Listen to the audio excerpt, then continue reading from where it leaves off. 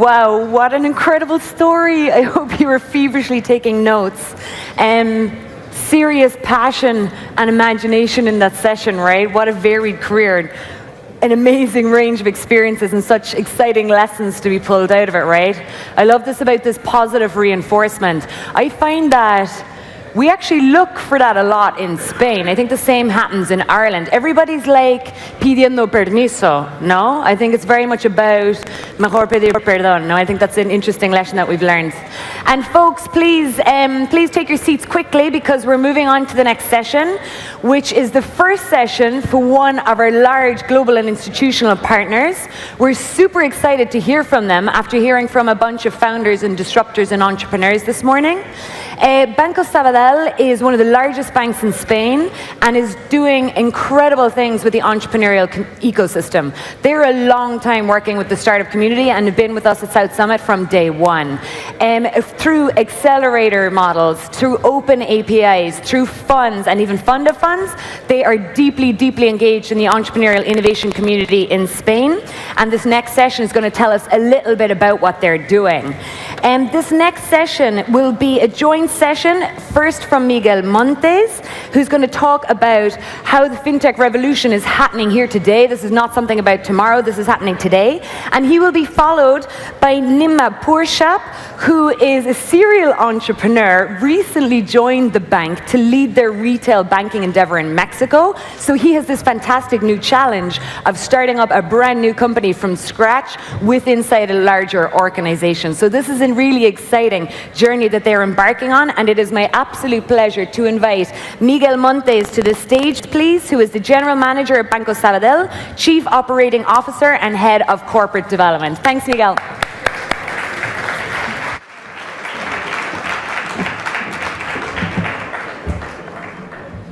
Hello.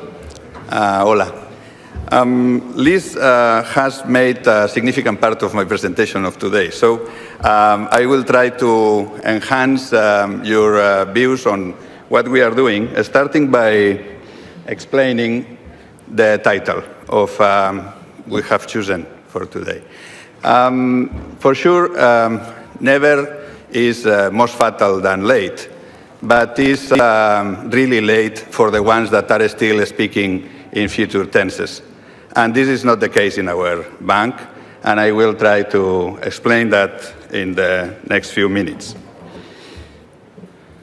Let me start knowing how it's... Oh, yes. There is a change, but there is no future change. There is already a change. It's a continuous change. What happens now is that the speed of change is significantly higher. And the topic in this case is that someone believes that the ones that are already established in the market are going to be suffering to cope with the change, to take advantage of the change, and are assigning to us the role to speak in terms of challenge, how to face the challenge, how we, let's say, resist, defend our business model, and so on. And that's not really the case. Our now, let me explain about our now, is that we have identified how this change is going to make us better, and how it's delivering opportunities for us, as well as for many others that are reading the change, reading the forces that are moving this change, and taking advantage of it. And for that, we have identified things that we have that are the ones that we have to mobilize and to put, let's say, in line with the elements that are provoking such change in the paradigm. And these elements, excuse me, these elements are quite powerful. We have something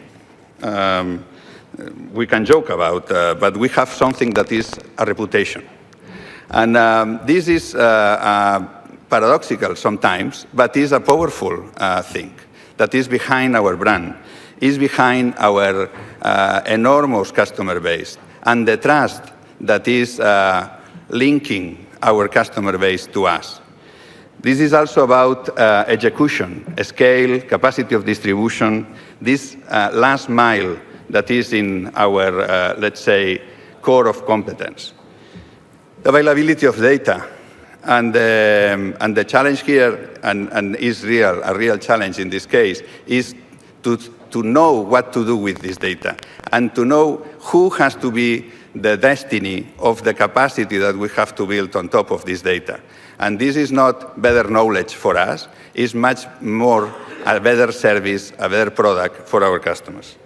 And also, this expertise managing something very significant, which is the regulatory risk.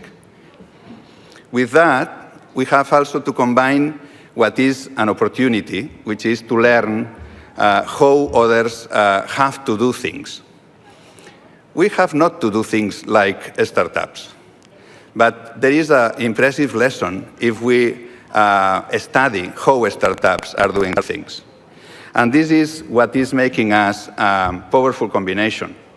So to understand what are the elements that change ourselves from this traditional approach to sustain and defend cash cows, to move to the risky territories where we have to prove things. From sequential, enormous risk mitigation approach to agile, to the very, let's say, minimal required interesting product. From optimization to creativity, from legacy to chaos, from helping one element with others to really identify what element is introducing value and is going to become profitable. In some ways, we need to become incubators, innovators. And this is not that we have to start innovating. We have been innovating since always. It's something different. It's that we have to become an innovator. An innovator now is not only one that is innovating, is one that is doing things in a particular way, is doing things from scratch, is not only making change, is creating categories, is not staying in what they know, is going for what they don't know, is identifying solutions, even in some cases, identifying problems that have not already been identified. And also, we know that innovators, this kind of innovators, have also to become incumbents. Because if not, we go to one of these first phases that I was saying just in the first page, which is that vision without delivery, without capacity of execution, is nothing. What we do is introducing this ecosystem that exists, where we are now here seeing one of the most best expressions of this ecosystem. We are introducing the ecosystem in our landscape. How, since many years in the time scale that this ecosystem is using, we have already in practice this B-Startup. B-Startup was an innovative way to introduce the ecosystem in the life of the bank, to make us part of the ecosystem, to help the ecosystem to find ways to develop itself. Then we also produced the first open API. We were launching the API in a time that the official discourse was not yet that we have to be a platform. But we were using our intuition, knowing that if there is this enormous amount of brain power, this has not to be restricted to access ourselves. And this was the first idea. It came together with the first hackathons that we were organizing. What we are not so happy with is that you will see we have a nice and powerful expressions of the usage of this API, but still is not as dense as we want. And as dense as we believe it could be if we are, let's say, taking advantage of this engagement of the bank with the ecosystem. We are also change in some way the process that we are using to manage change. So we are introducing culture of, let's say, ownership. We are destroying the pilot phases. We are introducing this opportunity for conquest about capital resources, and this is creating an enormous scale in dynamics inside the house.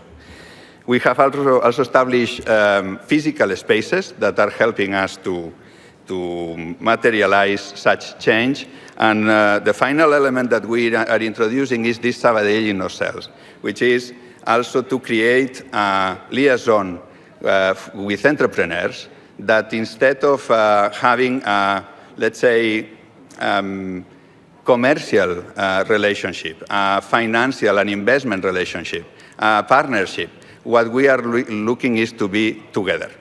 And I will go deeply on that, but let me, before, explain what is just some key facts about what has produced B Startup by now. With more than 3 years in action, we have already specialized locations in our commercial network to be speaking with startups and entrepreneurs. We have more than 2,000 of these entrepreneurs have become members of our customer base and receive support from us. We have formalized more than 68 million in financing these startups.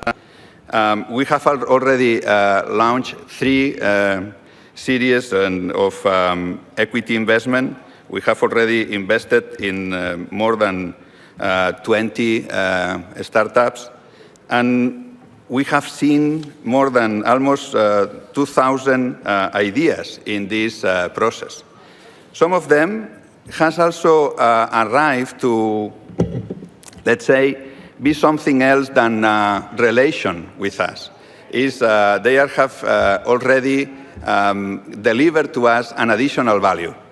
They have been creating this particular ecosystem of doing things together. So leveraging our approach to the entrepreneurs, having the opportunity that these entrepreneurs are changing ourselves. These are, for example, the case with Signaturit, with Banco, that are already engaged in our processes, with Hey Please, where we are supporting its process, with Fruitful, where we are one of the principal prescriptors for the introduction in the marketplace. And with, as I said, in the usage of the API, we have already some success. We are going to look with these Sabadell cells for to multiply this reality, but we have already more than 100 developers working with our API. And this is not just an idea of the future. This is not saying the banks have to move from balance sheet to platforms. We are already in this stage. Let me go faster. Because now this is, I have already mentioned how we have changed and make the delivery of this change in our situation, in our bank. With that change in the culture, with the establishment of the digital labs, we are going to open now our second digital lab in London.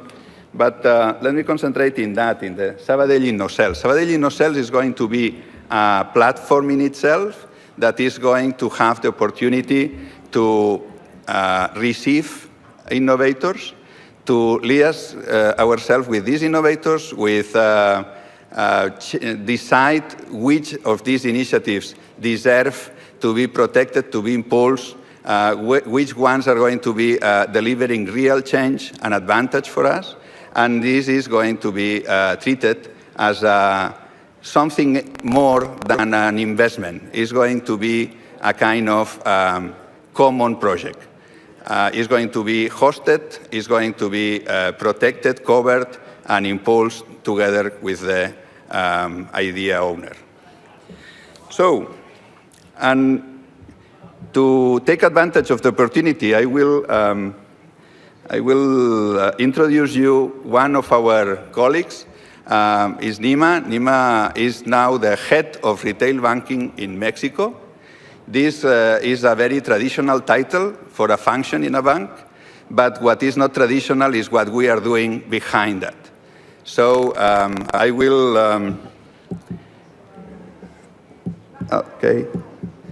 I will wait that the presentation for Nima is already in the screen, but Nima will explain by himself how different is what the approach that we are taking advantage of this, let's say, mentality, of this opportunity that we have delivered to ourselves to see how we take advantage of the opportunity that the Mexican market is offering to us. So thank you very much for your attention, and I leave you with Nima.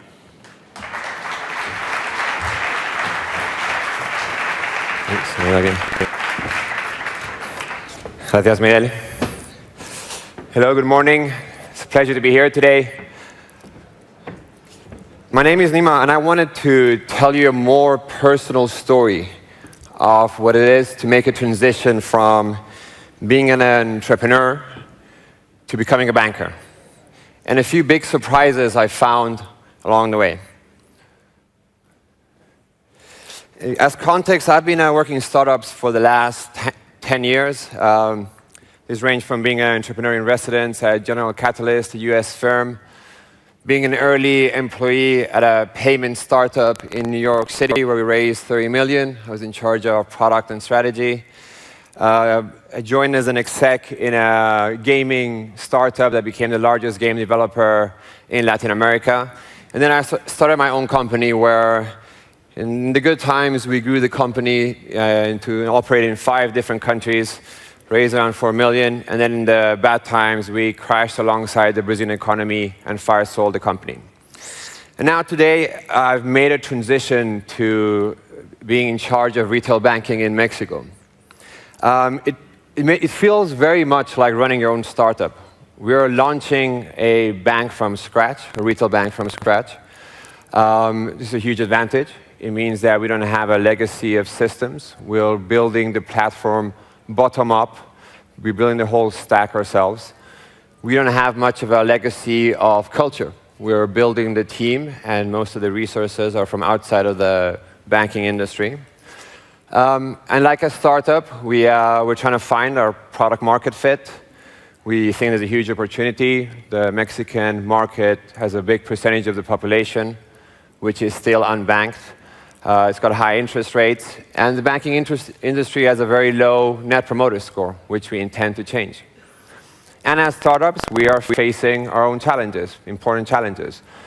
Mexico is a market which is very resistant to change. We're launching a mobile-only solution, the first in Mexico, the first for Sabadell. There's a lot of movement in the regulatory context. And Mexicans have a perception of insecurity and have a mistrust of institutions.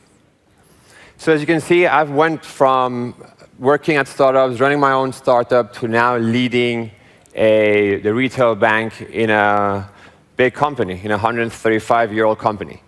And as I'm sure many of you in the audience today, I also had my doubts, my concerns, and I wanted to share with you some of the big surprises I run into.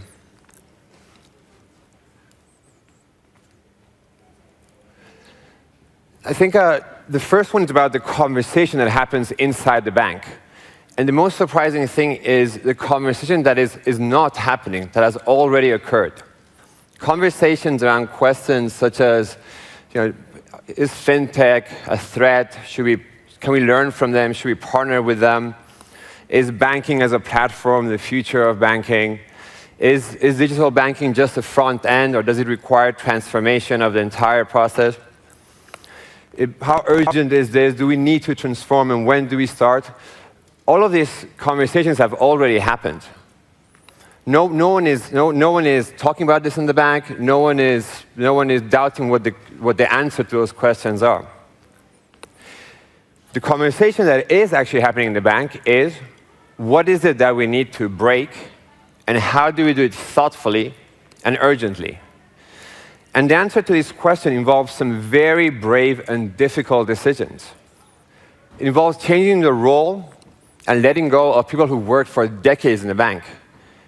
It involves throwing away systems that you spend hundreds of thousands of dollars building, stopping projects that you've been months and months working on. It involves spending a lot of money in change management and in learning. It involves hiring a new profile and making sure you maintain the same culture that you built for all these years. It involves a lot of big bets, such as putting in charge of a retail bank a guy who's not worked a single day of his life in a bank. The fact that Sabadell is making these big decisions shows where they are in the conversation. The second thing which is very surprising about the conversation is how brutally honest the bank is being with itself. Sabadell is very aware of its weaknesses, is very self-critical, and like many other banks knows that it has to continue improving UX and design, the way we use data, the way we do engagement, the way we personalize. This self-awareness is not only about the skills that we don't have, but it's also about the methodologies that we need to have in place. Methodologies such as agile, design thinking, and it does not impact only certain individuals in the organization. It impacts across the organizations and across all the different areas. Thirdly, I'm very impressed about the clarity of what needs to be done. For example, if you take the fintech ecosystem, there's no question that we need to partner and learn from the fintech ecosystem. And there's no question that we need to go to a conversation where the value and the risk is very clear for both parties, and that we have to be very respectful for the entrepreneur's time and focus. And then lastly is the sense of urgency and importance. Banks are very tough competitors, and they don't like to lose. They know what's at stake. They know that it's their survival, and it's about winning, and they know that this change takes a lot of time, so there's a huge sense of urgency. At the same time, they know that they need to be investing now in learning about factors that will change the landscape and are already changing the landscape, such as blockchain and artificial intelligence.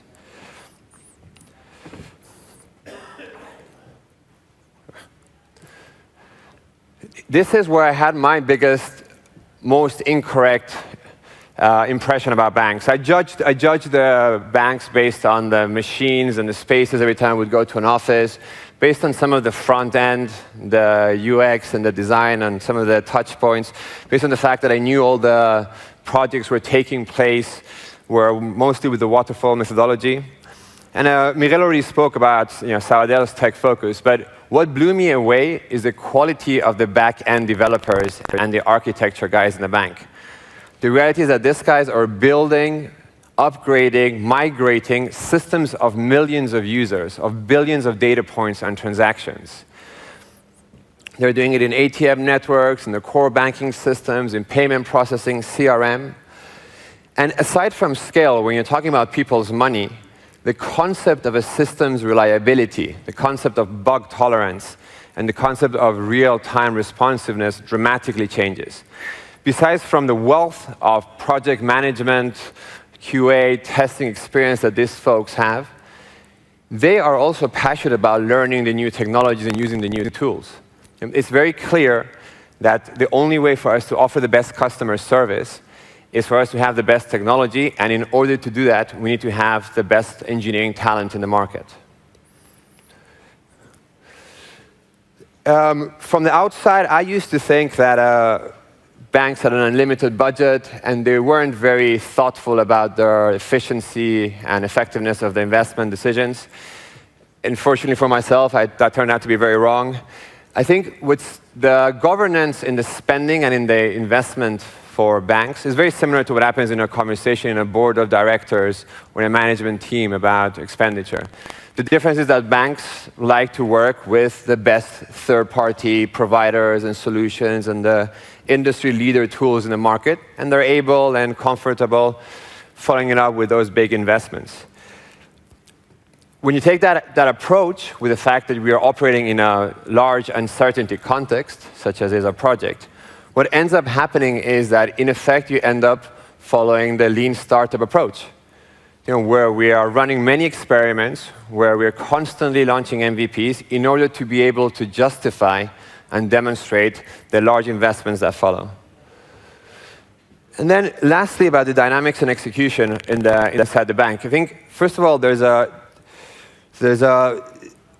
zero complacency mode in the bank. Everyone knows what's at stake, and the sense of urgency is felt across the entire organization in a constant and vibrant manner.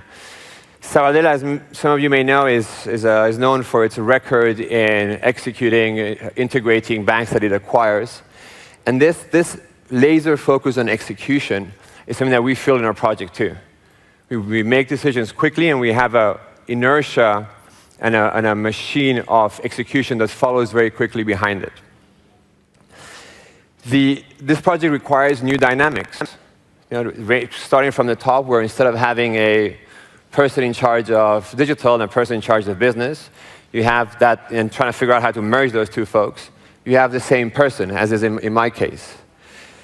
This new dynamic means us sitting across the same table with representatives of all of the different areas, with tech, with ops, with design, with legal, compliance. Us working very closely together to share information, using online collaboration and chat tools so that we increase the transparency and that we can learn from each other quicker. Using a lot of visualization so we're all aligned in what it is that we're talking about. Having our daily all-hands meeting and our weekly clinics. Having agile cells that are doing 2-week sprints. All of these dynamics which you guys are very used to inside of startups. What was surprising is that the banks are actually very passionate to learn about these dynamics, to fully digest them, and see where they can apply them within the organization in different areas and in different teams. What's very interesting for me is, in the dynamics also, is we see that banks talk about innovation and transformation, and many times they're looking for the next shiny object. At Sabadell, I feel that the innovation is actually very focused internally on how do we apply the best-of-breed methodologies and tools in order to transform the bank internally and to capitalize on the wealth of knowledge that exists about customers, about products, about back-end processes, which makes it a very, very powerful force. It's clear that the banking industry and the fintech industry are going through a fundamental shift. And I strongly believe that this will impact materially the relationship and the dynamics between entrepreneurs and bankers, and that they will start working much closer together and learning from each other. And in some cases, doing the same transition I made myself. I urge entrepreneurs in this room to get to know us, get to know the bank, and really understand what is going on inside the bank. And I'm sure that you guys will also come across some big surprises. Thank you very much.